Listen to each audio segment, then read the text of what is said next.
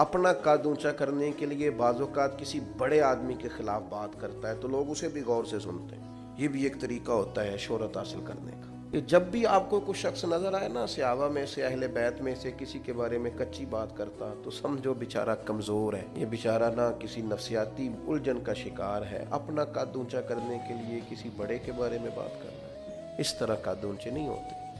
कभी ऐसे लोग बहुत सारे लोग ऐसे हैं जिनकी कोई हैसियत ही नहीं बेचारों।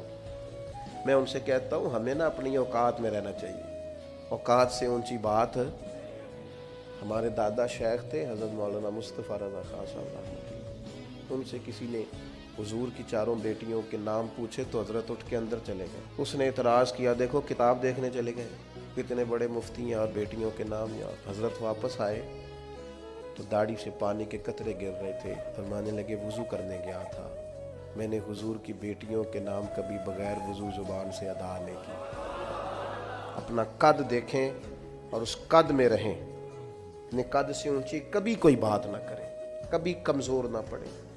और मैं आपको एक बतौर नसीहत बात करता हूँ अपने संगियों को, जहाँ दीनी लोगों पर बहस हो रही हो ना, किसी जगह भी कोई किसी सहाबी के बारे में अहले किसी किस्म की कोई बहस कोई बंदा भी छेड़े, अपने कान पूरी तरह बंद कर लो और ऐसे किसी आदमी की किसी शरारत का शिकार कतई नहीं होना। ये बड़ा खौफनाक मंजर है।